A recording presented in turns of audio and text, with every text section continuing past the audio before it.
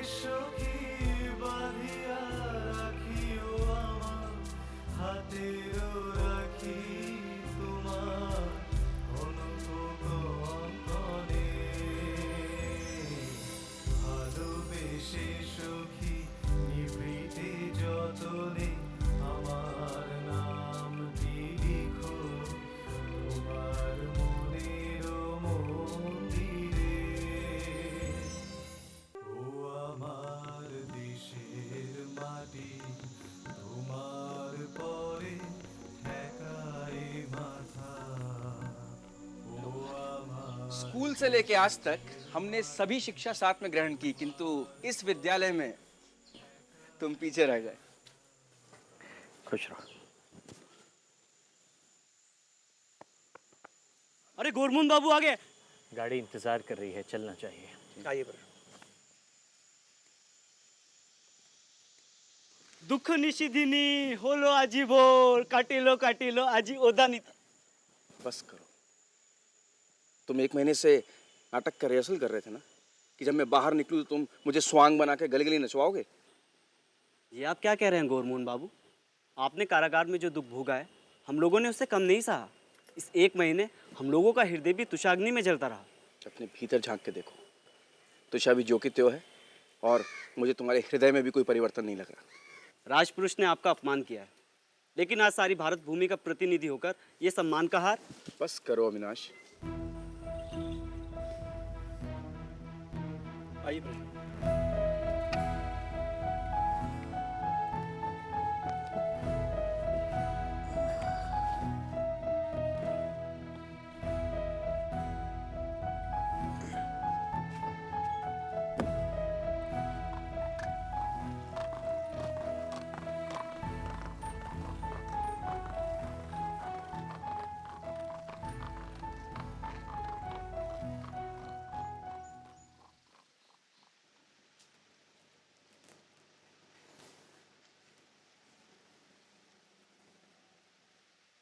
बाबा, बाबा मैंने प्रायश्चित का निर्णय किया है। क्यों? बाबा, जेल में मुझे और किसी प्रकार का कष्ट नहीं था, किंतु हमेशा ये लगता रहा जैसे मैं अपवित्र हो गया हूं। मैं इस आत्मग्लानि के साथ और नहीं रह सकता। मुझे प्रायश्चित करना ही होगा। ये सब करने की तुम्हें कोई जरूरत नहीं है। मैं अपनी अनुमति बिल्कुल नहीं दे सकता। फिर तो मुझे इस बारे में पंडितों से परामर्श करना होगा। किसी पंडित का मत तुम्हें नहीं लेना होगा। मैं तुम्हें विधान देता हूं, प्रायश्चित करने की कोई आवश्यकता नहीं है।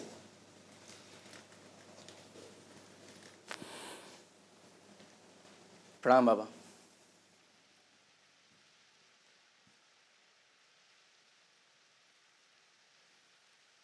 गौरमोहन बाबू के प्रति मेरी श्रद्धा और भी बढ़ गई है। अब तक मैं मानता था कि वो असाधारण है, लेकिन कल मैं जान गया कि वो महापुरुष हैं। कल हम लोग उन्हें सम्मान देने गए, लेकिन उन्होंने उस सम्मान की उपेक्षा की। वैसे आजकल के ज़माने में कितने लोग ऐसे कर सकते हैं? ये कोई मामूली बात नहीं है, बहुत बड़ी बात है।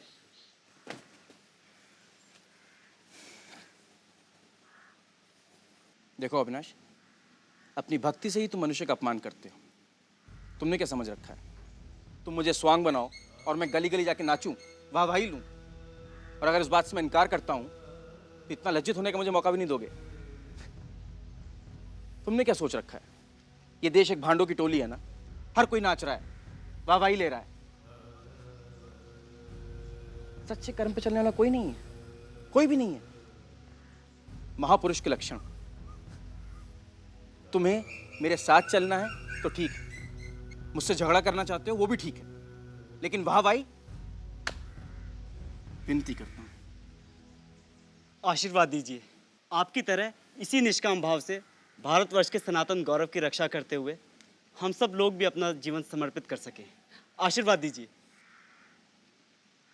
गौरमोहन बाबू, आप तो हम लोगों से किसी प्रकार का सम्मान ग्रहण नहीं करेंगे, लेकिन हम लोगों को आनंद से विमुख ना करें। इसलिए हम लोगों ने तय किया है कि हम सब आपके साथ एक दिन भोजन जरूर करेंगे। अब इसके लिए तो आपको सम्मति देनी ही होगी। मैं प्रायश्चित के बिना तुम लोगों के साथ भोजन ग्रहण नहीं कर सकता।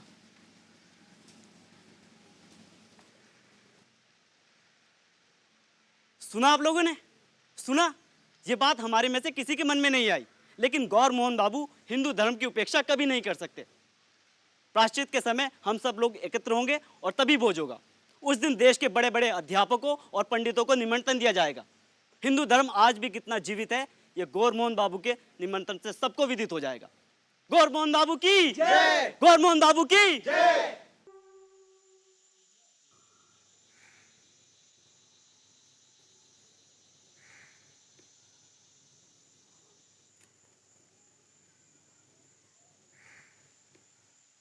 दादा प्रणाम। दादा प्रणाम प्रणाम।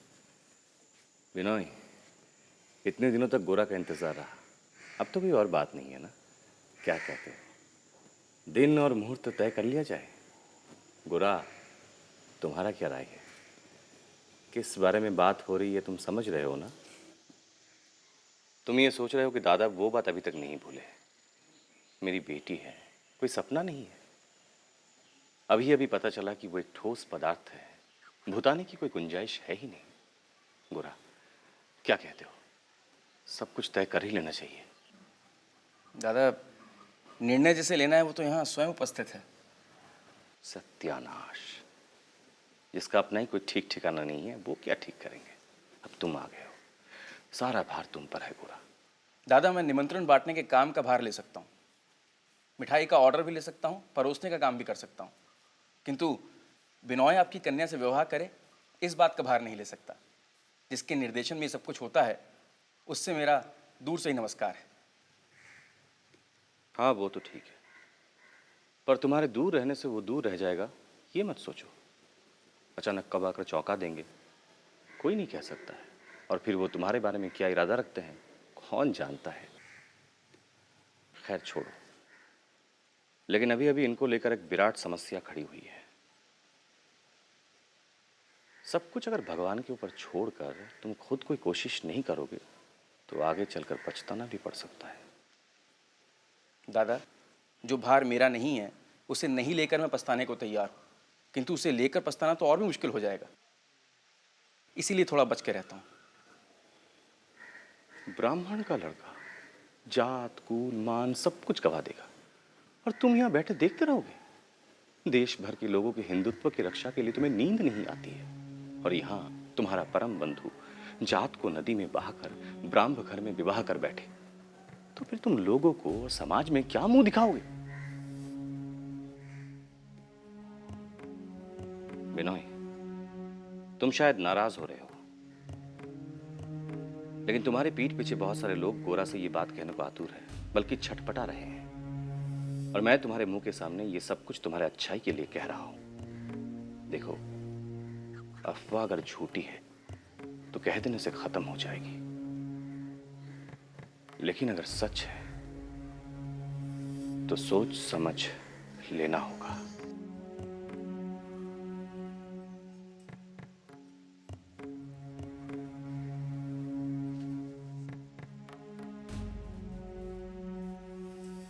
क्या हुआ बिनोय?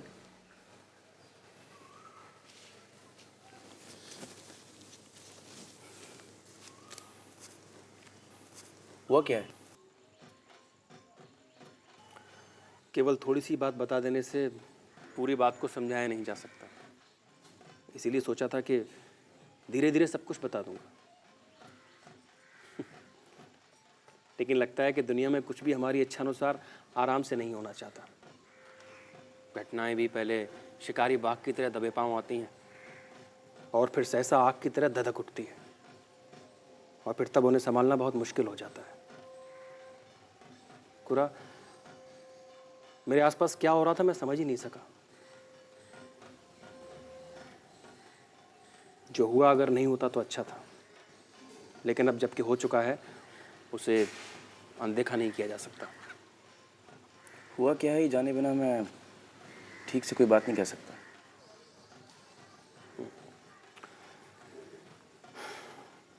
किसी अनिवार्य घटना के कारण मेरा और ललिता का संबंध एक ऐसे मौके पर आ गया है कि अगर मैं उससे विवाह ना करूं तो समाज में उसे अकारण अपमान और अन्याय सहते रहना पड़ेगा। स्थिति क्या है समझू तो?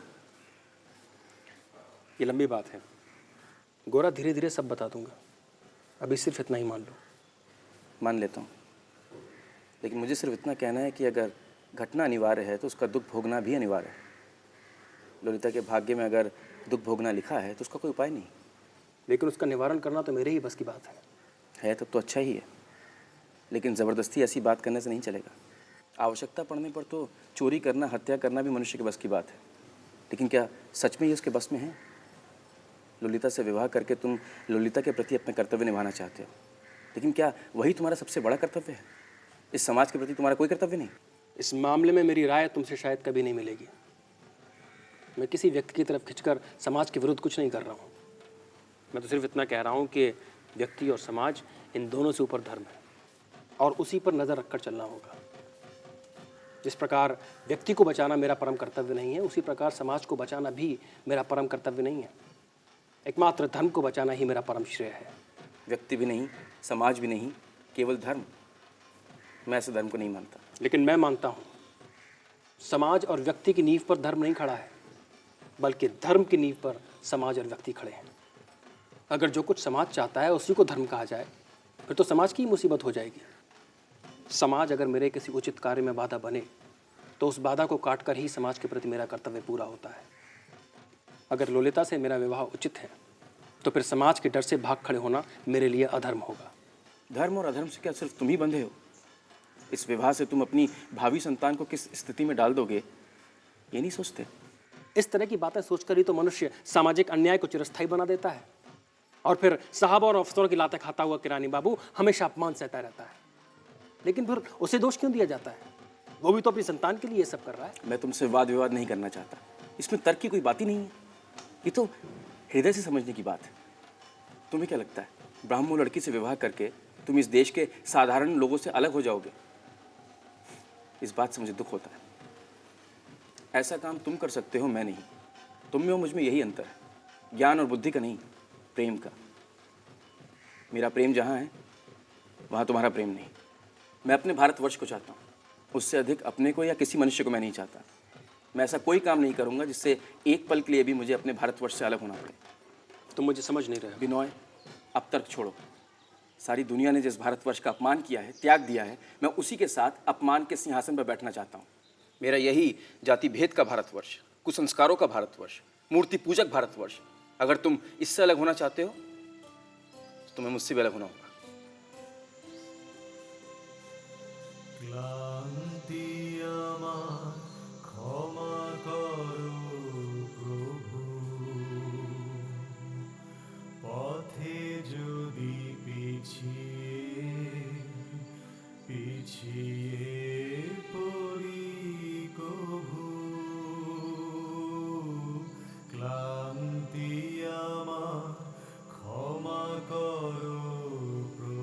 हाय मेरा देश कहाँ है? देश क्या केवल मुझ अकेले के पास है? जीवन के सभी संकल्पों की जिस बंधु के साथ चर्चा करता रहा, वो केवल एक स्त्री से विवाह करने के लिए अपने देश के सारे अतीत और भविष्य से क्षण भर में इस निर्मम भाव से अलग हो जाने को तैयार हो गया है।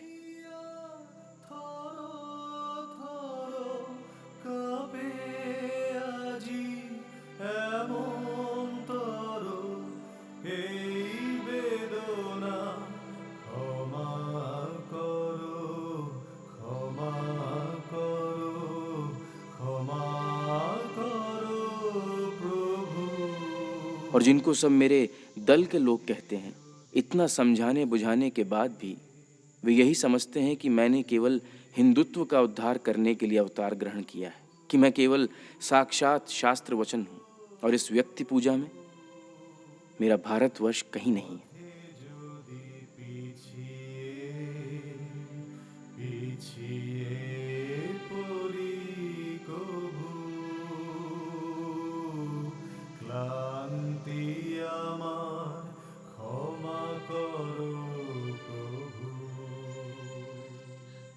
यही तो मैं कहती हूँ बेटा, जो सही इंसान है उसके साथ ज्यादा दिन।